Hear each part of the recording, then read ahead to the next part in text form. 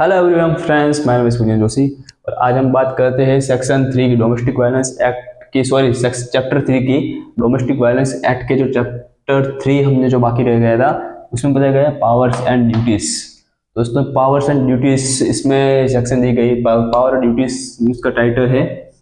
तो चैप्टर 3 में total section है 4 to 11, 4 to 11 ये टोटल सेक्शंस दी गई है चैप्टर 3 में। तो इसमें दोस्तों चैप्टर 3 में कई ऐसे ऑफिसर्स की बात की गई है, ऐसे कुछ अलग अलग चीजें जो बताई गई है, मतलब कि जो आपके एक्ट में पूरे समझने में बहुत ही हेल्पफुल होगी। तो इसमें पहले बार हम बेसिक कुछ ऑफिसर्स की बात कर लेते हैं कि जो हेल्प करते हैं ऐसी वुमन को, ऐसे एग्रीड वुमन को हेल्प करते हैं। तो पहले आते हैं who is the protection officer. Protection officer की दोस्तों बात करते हैं। तो प्रोटेक्शन ऑफिसर कौन होता है दोस्तों? तो an officer of the court, ये कोर्ट का ऑफिसर होता है। Who can help a woman in making a complaints, filing an application before the magistrate for orders. ठीक है, मतलब कि वो ऐसी, मतलब कि जो एग्रीड पर्सन है, ऐसी जो दोषी महिला है, उनको कंप्लेंट्स करो, मतलब कि उसको कंप्लेंट फाइल करवाने में वो हेल्प करता है। उसके एग्रीड पर्सन के साथ जो डोमेस्टिक वायलेंस एक्ट का ऑफेंस होता है, मतलब कि बहुत इस दौरान, इस समय पर, मतलब कि वो बहुत ही, मतलब कि इमोशनली होती है, या फिर मतलब कि ये बहुत ही इसकी शारीरिक स्थिति इतनी अच्छी नहीं होती, तो क्या करती है, प्रोटेक्शन ऑफिसर के पास जाती है। ठीक है, तो प्रोटेक्शन ऑफिसर उसको ये कंप्लेंट फाइल करवाने में हेल्प करता है। तो इसमें कौन कौन सी कंप्लेंट में, मतलब कौन कौन सी हेल्प होती है कंप्लेंट फाइल करवाने में। ठीक है, तो मतलब कि यानी कि वो मैजिस्ट्रेट के पास ऐसे ऑर्डर्स पास करा सकती है। ऑर्डर में मतलब किस तरह के ऑर्डर, कि अपनी चीज, यानी कि डोमेस्टिक वायलेंस एक्ट के दौरान उसके मकान चला गया, या उसकी मॉनिटरी रिलीफ, मतलब कि कोई मॉनिटरी रिलीफ, यानी कि उसकी खर्चे के लिए कुछ एक्सपेंसेस उस रिस्पोंडेंट के पास लेने के लिए ऐसे ऑर्डर पास करा सकती है। ठीक है, एक दया याचिका वो पास करवा सकती है। दूसरा, मतलब कि उसके मकान के लिए वो ऑर्डर करवा सकती है, वो कोर्ट को विनती कर सकती है कि मेरे पास मकान नहीं, रहने के लिए मकान, हाउस होल्ड के लिए। ठीक है, या फिर मतलब कि ऐसे बहुत सारे ऑर्डर है वो पास करवा सकती है। उसकी हेल्प कौन करता है? तो वो करता है प्रोटेक्शन ऑफिसर, जो कोर्ट के द्वारा नियुक्त किया गया होता है। और एक महत्व की बात करिए, प्रोटेक्शन ऑफिसर जो होता है वो होती है लेडी, ये कोई महिला होती है। ये जो प्रोटेक्शन ऑफिसर होता है वो महिला होती है, यानी कि महिला ही महिला की हेल्प करती है। एग्री पर्सन में वो महिला जो दोषी होती है, तो प्रोटेक्शन ऑफिसर भी महिला होती है। महिला भी उसकी, मतलब कि वो एक दूसरे की बहुत करीब से, एक दूसरे की बात समझने में बहुत ही ईजी हो, इसलिए वो प्रोटेक्शन ऑफिसर महिला ही, ये प्रोटेक्शन ऑफिसर एग्री पर्सन की हेल्प करती है।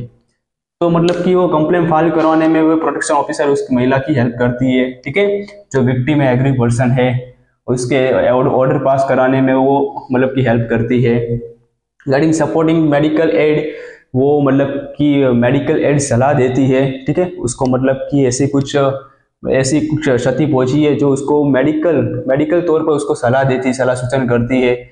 काउंसलिंग फिर making for such that order passed by the court and are enforce, हमने जो बात की कि ऑर्डर पास कराने में जो मतलब किसकी हेल्प करती है। तो ये प्रोटेक्शन ऑफिसर जो गवर्नमेंट के द्वारा नियुक्त किया होता है, वो एक महिला होती है प्रोटेक्शन ऑफिसर, जो किसी एग्री पर्सन को मतलब की हेल्प करती है, मतलब कि उसको कंप्लेंट फाइल कराने के लिए एप्लीकेशन, ठीक है, मैजिस्ट्रेट के द्वारा। वो एक इसमें बहुत सारे ऑर्डर में हेल्प करती है। ठीक है, याचिका उसको मतलब कि मेडिकली सलाह देती है, या उसको मतलब किस तरह से प्रोसीडर, किस तरह से कार्यवाही करे, उसमें इसकी हेल्प करती है प्रोटेक्शन ऑफिसर। तब दोस्तों बात करते हैं सर्विस प्रोवाइडर की। यह भी एक ऑफिसर है, सर्विस प्रोवाइडर, जो मतलब कि वो भी एग्री पर्सन, यानी कि जो वुमन है उसको सपोर्ट करता है। वो भी मतलब कि प्रोटेक्शन ऑफिसर के जैसा ही होता है, लेकिन इसमें कुछ डिफरेंट क्या होता है? तो एन एनजीओ और other voluntary organisation registered with the state government, यानी कि ये स्टेट गवर्नमेंट के द्वारा, स्टेट गवर्नमेंट जो हमारी राज्य सरकार होती है उनके द्वारा रजिस्टर्ड जो एनजीओ चलाते हैं, तो ऐसी कुछ मतलब एनजीओ चलाते हैं जो वुमन को प्रोटेक्ट करते हैं। ठीक है, जैसे कि महिला सुरक्षा केंद्र, या ऐसे मतलब ऐसे कुछ केंद्र होता है जो कुछ वुमेन्स, यानी कि जो वुमनों का, मतलब कि महिलाओं का ऐसा कुछ एनजीओ चलाते हैं, खुद का ऑर्गेनाइजेशन, खुद की कुछ प्राइवेट संस्था है जो ऐसी दोषित महिलाओं को मतलब हेल्पफुल बनती है। ठीक है, ऐसे एनजीओ द्वारा they provide assistance and support to a woman facing domestic violence, मतलब कि डोमेस्टिक वायलेंस एक्ट के जो फेस करते हुए, मतलब कि उसकी जो पीड़ा फेस करती हुए ऐसी जो महिला है उनको सपोर्ट करती है, उसको असिस्ट करती है, इसको ऐसी फैसिलिटीज प्रोवाइड करती है, उसको हेल्प करती है, ठीक है। वैसी जो महिला है जो एनजीओ, खुद का एनजीओ चलाती है, वो किसके, मतलब कि राज्य सरकार के द्वारा वो रजिस्टर्ड होते हैं, ऐसे एनजीओ की बात की गई। तो यानी कि a woman can go to registered SP for, यानी कि service provider for making a complaints under this act. ये एक्ट के तहत मतलब कि जो एग्रीड पर्सन जो वुमन है वो खुद वे सर्विस प्रोवाइडर के पास जाकर अपनी खुद की कंप्लेन मतलब कि लिखवा सकती है, ठीक है। वो कंप्लेन बता सकती है कि उसके साथ किस किस तरह से मतलब कि दुर्व्यवहार हुआ है, वो सारी बातें वो सर्विस प्रोवाइडर को कह सकती है। And service provider will assist her providing legal aid. और सर्विस प्रोवाइडर क्या करेगा, उसको मतलब कि कानूनी सलाह देगा कि अब तुम्हारे साथ ऐसा मतलब कि ऐसी घटना घटी है, डोमेस्टिक वायलेंस का ऐसा ऑफेंस हुआ है, ऐसी कुछ की बातें बनी है, तब तुम इसको कानूनी सलाह देगा कि आपको ऐसा करना चाहिए, आपको मतलब कोर्ट में कंप्लेंट फाइल करानी चाहिए, पुलिस स्टेशन में कंप्लेंट फाइल करानी चाहिए, वगैरह वगैरह जो लीगल कानूनी सलाह देगा। मेडिकल केयर उसको मतलब कि आरोग्य की फैसिलिटीज प्रोवाइड करवाएगा ये सर्विस प्रोवाइडर के एनजीओ। और काउंसलिंग एंड अदर सपोर्ट, और दूसरे कुछ भी अदर मतलब इसके रिलेटेड उस एग्रीड पर्सन इस विक्टिम को दूसरा बहुत सारा सपोर्ट करेगा, ये सर्विस प्रोवाइडर का काम। तो अब बात करते हैं section 4, information to protection officer and exclusion of liability of informed, ठीक है।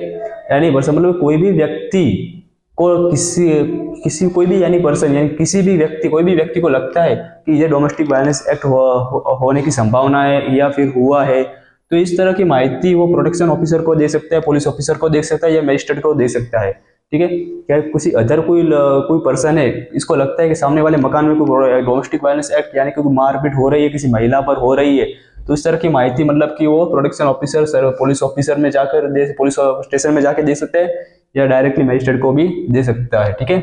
ये बताया गया है सेक्शन 4 में। इसमें एक बात मतलब कि नोट की हुई है, इसमें नो लायबिलिटी सिविल और criminal shall be incurred by the any person for giving in the good faith information for the purpose of subsection 1। इसमें एक वर्ड बहुत ही इंपॉर्टेंट है, गुड फेथ, यानी कि आपके अच्छे इरादे से, आपने अच्छा इरादे से सामने वाली लड़की का भला हो, इसके मतलब कि आपको अच्छा इरादे से यदि आप वो इंफॉर्मेशन देते हैं कि उसको मारपीट हो रही है, आपको अच्छा इरादा है कि उसको हम पुलिस वाले को बताएंगे, पुलिस वाले मकान में जाएंगे तो शायद मतलब उसको न्याय मिल जाएगा या उसको मारपीट होने बच जाएंगे, कुछ होगा, ठीक है, पुलिस कुछ करेंगी। अच्छे इरादे से आप उस पुलिस वाले को मतलब कि माहिती देते हो, लेकिन अगर ये इंफॉर्मेशन मतलब कि कुछ गलत निकल जाती है, ठीक है, कि अक्सर में क्या होता है कि एक्टिंग चल रही होती है, ठीक है, कोई एक्टिंग कर रहा है, कोई घर में ऐसी एक्टिंग होती है हस्बैंड और वाइफ के बीच में मारपीट होने की, कुछ ऐसी होती है, लेकिन ये मतलब कि इंफॉर्मेशन गलत भी निकल गई, तो मतलब कि अच्छे इरादे से आपने इंफॉर्मेशन दी थी पुलिस वाले को, लेकिन गलत निकल गई, फिर तो आप पर कोई किसी भी प्रकार की मतलब कि सिविल और क्रिमिनल लायबिलिटी नहीं, सिविल और क्रिमिनल केस नहीं दर्ज होगा, ठीक है, सिविल और क्रिमिनल लायबिलिटी नहीं लगेगी, ठीक है। आपने किसी अच्छी इरादे से आपने वो प्रोटेक्शन ऑफिसर को वो मतलब कि इंफॉर्मेशन दी होगी डोमेस्टिक वायलेंस एक्ट की, अरे मानो कि ये गलत निकल गई, ऐसा कोई झगड़ा चल ही नहीं रहा था उस मकान में, ठीक है, वो एक्टिंग कर रहे थे, कोई भी रीजन था, ठीक है, तो आपका कोई भी प्रकार का आपको ऊपर मुकदमा दर्ज नहीं होगा उस पर्सन पर जिस पर्सन ने वो माहिती दी है protection officer, service provider, protection officer को, पुलिस ऑफिसर को या मजिस्ट्रेट को, ठीक है। अब दोस्तों बात करते हैं सेक्शन 5 की। सेक्शन 5 में बताया गया है कि duty of the police officer and service provider, ठीक है। तब सर्विस प्रोवाइडर और पुलिस ऑफिसर और मजिस्ट्रेट की क्या ड्यूटी है, पुलिस ऑफिसर, सर्विस प्रोवाइडर और मजिस्ट्रेट की क्या ड्यूटी है। तो पहले तो ये ड्यूटी है उन लोगों की कि जैसे ही डोमेस्टिक वायलेंस एक्ट की कंप्लेन उनके पास आती है, ठीक है, इन लोगों के पास आती है, ठीक है, कि जहाँ पे डोमेस्टिक वायलेंस एक्ट हुआ है, तो तुरंत ही दूसरे दिन वो इन्फॉर्म करेंगे एग्री पर्सन को, कि क्या एग्री पर्सन को बुलाया जाएगा कोर्ट में और पूछा कि आपके साथ डोमेस्टिक वायलेंस हुआ है। उस वुमन, एग्री पर्सन मींस की वुमन, उन महिला को बुलाया जाएगा कि क्या आपके साथ डोमेस्टिक वायलेंस एक्ट हुआ है, क्या आपको घरेलू हिंसा अधिनियम हुआ है, यदि हाँ तो उसको राइट दिया जाएगा उस कंप्लेंट फाइल, ठीक है, वो कंप्लेंट फाइल कराने का उसको राइट दिया जाएगा, मतलब कि पास एप्लीकेशन टू मजिस्ट्रेट, और बहुत सारी एप्लीकेशन पास करवाने का उसको राइट है। किस तरह की एप्लीकेशन, कुछ रिलीफ, कुछ याचिका वो पास करवा सकती है अपनी सेफ्टी के लिए। कैसी याचिका, तो सेक्शन 18 के under, section domestic violence act की सेक्शन 18 के अंडर प्रोटेक्शन ऑर्डर, वो महिला अपने खुद के प्रोटेक्शन के लिए प्रोटेक्शन ऑर्डर वो मजिस्ट्रेट के पास करवा सकती है। दूसरा रेसिडेंशियल ऑर्डर, अपने रहने के लिए मकान का कुछ ऑर्डर है वो मजिस्ट्रेट के पास करा सकती है। मॉनिटरी ऑर्डर, वो एक्सपेंसेस मतलब कि खर्चा, रिस्पोंडेंट के पास खर्चा लेने का ऑर्डर मतलब कि मॉनिटरी रिलीफ, मॉनिटरी ऑर्डर वो पास करा सकती है मजिस्ट्रेट के पास। कस्टडी ऑर्डर, ठीक है, कस्टडी ऑर्डर वो मजिस्ट्रेट के पास करवा सकती है। कंपनसेशन ऑर्डर मतलब कि अपना कंपनसेशन, अपना मतलब कि वो मेंटेनेंस, हर मंथली का मेंटेनेंस पास करवा सकती है। और सॉरी, मॉनिटरी रिलीफ में मतलब कि उसकी जो मॉनिटर वैल्यूएबल प्रॉपर्टी का जो लॉस हुआ है उसका खर्चा ले सकती है। और कंपनसेशन में होता है कि अपना मतलब कि मेंटेनेंस ले सकती है, ऐसा ऑर्डर वो पास करवा सकती है मजिस्ट्रेट के पास। अब आता है तीसरा है aggrieved person can take service. Aggrieved person मतलब कि वो महिला कुछ सर्विसेज ले सकती है। किस सर्विसेज, किससे ले सकती है? प्रोटेक्शन ऑफिसर के पास से कुछ सर्विसेज ले सकती है। वो मुफ्त में कानूनी सहाय मतलब कि कानूनी लीगल एड, कानूनी सहाय वो ले सकती है प्रोटेक्शन ऑफिसर के पास विदाउट एनी एक्सपेंसेस। कुछ इसमें एक्सपेंसेस नहीं हो गए, free consult, free legal aid ले सकती है। और दोस्तों लास्ट 4 में है she has a right to file under section 498 IPC. मतलब कि 498 ए के तहत आईपीसी में वो 498 के तहत वो कंप्लेंट फाइल करा सकती है, वो कोर्ट में कंप्लेंट फाइल करा सकती है। तो 498 ए में क्या है, यानी कि 498 में ये ए में ये है कि एक छत के नीचे जो पर्सन रहते हैं, ठीक है, हस्बैंड और वाइफ एक छत के नीचे रह रहे, ठीक है, और उसमें जो मतलब कि डोमेस्टिक वायलेंस जो अत्याचार होते हैं उस वुमन में, ठीक है, वो वुमन में अत्याचार होते हैं, उसमें भी वो डोमेस्टिक वायलेंस एक्ट के तहत ही वो इसके रिलेटेड ही सेक्शन है, तो उस सेक्शन के तहत वो कंप्लेंट फाइल करवा सकती है। बात करते हैं सेक्शन 6 और 7 की।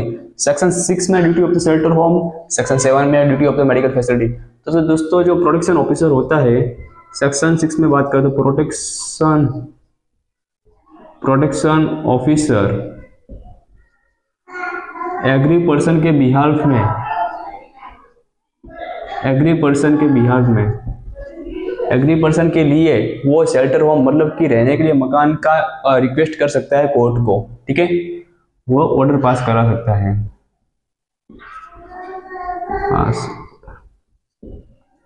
ठीक है, शेल्टर होम के लिए प्रोटेक्शन ऑफिसर है वो एग्री पर्सन के लिए शेल्टर होम का ऑर्डर मतलब कि ऑर्डर पास करवा सकता है कोर्ट में जाके, ठीक है, या रिक्वेस्ट कर सकता है उसको रहने के लिए मकान का मतलब कि रिक्वेस्ट कर सकता है प्रोटेक्शन ऑफिसर। दूसरा है मेडिकल फैसिलिटी। तो प्रोटेक्शन ऑफिसर वो मेडिकल फैसिलिटी भी प्रोवाइड करा सकता है। सेक्शन 7 के तहत प्रोटेक्शन ऑफिसर है वो कोर्ट में जाके वो मेडिकल एग्री पर्सन के लिए मेडिकल फैसिलिटी भी प्रोवाइड करवा सकता है, ये सेक्शन 7 कहते हैं, ठीक है। तो दोस्तों बात करते हैं सेक्शन 8 की। तो सेक्शन 8 में बताया गया है appointment of the protection officer. Protection officer की अपॉइंटमेंट कैसे होती है और कौन करेंगे? तो स्टेट गवर्नमेंट है प्रोटेक्शन ऑफिसर की अपॉइंटमेंट करेगा। तो प्रोटेक्शन ऑफिसर में कौन होगी? तो वो महिला ही होगी। वो महिला किस तरह की हो? क्वालिफाइड मतलब कि डोमेस्टिक वायलेंस एक्ट में जो एक्टिविटीज में मतलब कि वो क्वालिफाइड महिला होनी चाहिए, और या तो फिर पहले उसने कोई किसी प्राइवेट एनजीओ में कुछ इसके रिलेटेड काम किया होना चाहिए, एक्सपीरियंस महिला होनी चाहिए, ठीक है। इस टाइम में सेक्शन 8 बताता है स्टेट गवर्नमेंट उसको अपॉइंट करेंगी, प्रोटेक्शन ऑफिसर होगी वो महिला होगी, वो एक्सपीरियंस होनी चाहिए, पहले किसी जगह एनजीओ में काम किया होना चाहिए, या फिर इसमें निष्णात होनी चाहिए, वो क्वालिफाइड होनी चाहिए। अब बात करते हैं सेक्शन 9 की। इसमें बताया गया है सेक्शन 9 में duty and function of the protection officer. Protection officer के कौन सी ड्यूटी है और कौन से फंक्शन है वो सेक्शन 9 में बताया गया है। Total 6 types the duty, 6 type की टोटल ड्यूटी है। इसमें पहली ड्यूटी बात की गई है assist the magistrate for the application. जो डोमेस्टिक वायलेंस एक्ट के जो एप्लीकेशन लगी हुई है उस एप्लीकेशन को मैजिस्ट्रेट के सामने वो असिस्ट करेंगे, उसको बताएंगे, उसकी जांच करेंगे, ठीक है।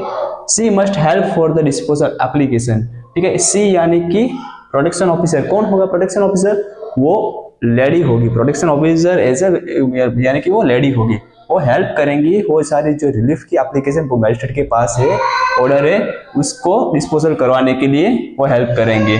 ड्यूटी 2 है मेडिकल फैसिलिटी पर्टिकुलर टाइम, मतलब कि जो एग्री पर्सन को जो डोमेस्टिक वायलेंस का शिकार हुई है उसको पर्टिकुलर टाइम पर उसको मेडिकल फैसिलिटी मिले, उसकी वो ड्यूटी है प्रोटेक्शन ऑफिसर की। तीसरी ड्यूटी है make the domestic incident report. जिस जगह पर वो डोमेस्टिक वायलेंस एक्ट हुआ है उस जगह पर जाकर वो डोमेस्टिक इंसिडेंट रिपोर्ट तैयार करेंगे कि कितने बजे वो एक्ट हुआ है कौन था रिस्पोंडेंट, एक्ट करने वाला कौन था, वो सारा नाम इसकी यादी बनाएंगे, इंसिडेंट रिपोर्ट तैयार करेंगे, उस जगह पर जाकर वो रिपोर्ट तैयार करना पड़ेगा। ड्यूटी 3, ये तीसरी ड्यूटी है। लास्ट में चौथी ड्यूटी है making the list facilities.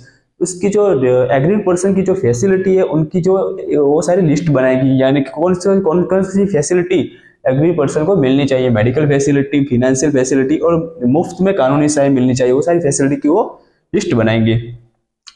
Next है duty 5 application give to magistrate on the behalf aggrieved person. Aggrieved person के बिहाफ में वो मैजिस्ट्रेट को वो सारी लिस्ट की एप्लीकेशन देगी, तो उसकी 5वीं ड्यूटी है। लास्ट 6 नंबर की ड्यूटी है shelter homes give the facility, उसको रहने के लिए मकान की फैसिलिटी वो दिलवाएंगे, उसकी लास्ट ड्यूटी है। और forward the report the police, ये 2 जगह पर उसकी रिसिप्ट जाएंगी उस रिपोर्ट की। कहाँ पे जाएंगी, पहले जाएंगे पुलिस स्टेशन में और दूसरी जाएंगे मैजिस्ट्रेट के पास। लास्ट में एक पॉइंट दिया गया magistrate control this the production officer duty, जो प्रोडक्शन ऑफिसर की जो ड्यूटी है उस पर मैजिस्ट्रेट का कंट्रोल होगा। दोस्तों ये थी सेक्शन 9। अब दोस्तों बात करें सेक्शन 10 की, तो दोस्तों सेक्शन 10 है सर्विस प्रोवाइडर की बात करें, जो हमने पहले आपको इस चैप्टर से पहले आपको समझा दिया था। तो सर्विस प्रोवाइडर क्या, तो service provider has necessary on A voluntary association registered under, ठीक है, वो स्वेच्छा रूप से वो अपने एसोसिएशन मतलब कि ऑर्गेनाइजेशन स्टैब्लिश करता है, किसके तहत, तो society registration act 1816, society registration act 1816 के तहत वो अपने एनजीओ या कोई भी जो एसोसिएशन होता है, जो महिलाओं का एसोसिएशन होता है, जो एवरी पर्सन के सपोर्ट के लिए वो रजिस्ट्रेशन करता है इस एक्ट के तहत। और दूसरा होता है कंपनी रजिस्ट्रेशन एक्ट, ठीक है, सोसाइटी रजिस्ट्रेशन एक्ट 1816 और कंपनी रजिस्ट्रेशन एक्ट 1956 के तहत ये ऐसा जो सर्विस प्रोवाइडर का जो एसोसिएशन होता है वो रजिस्ट्रेशन होता है। और 2 organisation will to state government and this organisation registered by the state government. ये स्टेट गवर्नमेंट, ये जो राज्य सरकार है, ये ऑर्गेनाइजेशन जो है ये राज्य सरकार के द्वारा ही रजिस्टर्ड किया जाएगा, ठीक है। और इसका मेन ऑब्जेक्ट होता है प्रोटेक्ट टू राइट, जो एग्री पर्सन की जो राइट है, जो महिला के राइट है, जो वायलेंस हो रहा है उसको प्रोटेक्ट करना है, उसका मेन ऑब्जेक्ट है, ठीक है। And special service provider will assist her by the provision legal aid, और मुफ्त में कानूनी सहायता देना वो भी उसका एक राइट है, उनकी पॉलिसी है। और यानी आरोग्य सलामती की सलाह देना और उसकी इसके अवेयर करवाना एग्री पर्सन को, और बहुत सारे ऐसी जो फैसिलिटीज प्रोवाइड करवाती है सर्विस प्रोवाइडर। दोस्तों ये थी सेक्शन 10।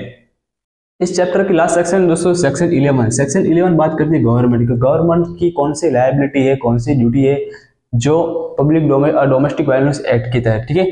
तो इसमें गवर्नमेंट की ड्यूटी है पब्लिक मीडिया, ये पब्लिक में मीडिया को मतलब कि डोमेस्टिक वायलेंस एक्ट के रिलेटेड जो दूसरे लॉ बने हैं जो वुमन के प्रोटेक्ट करते हैं, इसके डीवीए के एक्ट है जो डोमेस्टिक वायलेंस एक्ट के रिलेटेड दूसरे लॉ बने हैं जो महिला को प्रोटेक्ट करते हैं, वो पब्लिकेशन हो मीडिया में वो पब्लिकेशन करेंगे, जिसकी वजह से क्या होगा, पब्लिक अवेयर होगी, पब्लिक जागरूक होगी ऐसे न्यूज देखकर कि इसके रिलेटेड दूसरे लॉ देखकर, ठीक है। दूसरा अवेयरनेस करेंगे, लोगों में जागरूकता फैलाएंगी, कुछ स्कूलों में कॉलेज में जाकर ऐसे ट्रेनिंग कैंप का आयोजन करेंगे प्रोटेक्शन ऑफिसर के द्वारा, वो गवर्नमेंट करेंगे, ठीक है, जिसकी वजह से वो स्कूलों में जो गर्ल्स होंगे वो भी अवेयर होगी, जागरूक होगी कि हमारे प्रोटेक्शन के लिए ये सारे लॉ बने गए हैं, डोमेस्टिक वायलेंस एक्ट के रिलेटेड दूसरे भी लॉ बने गए और ये भी लॉ है।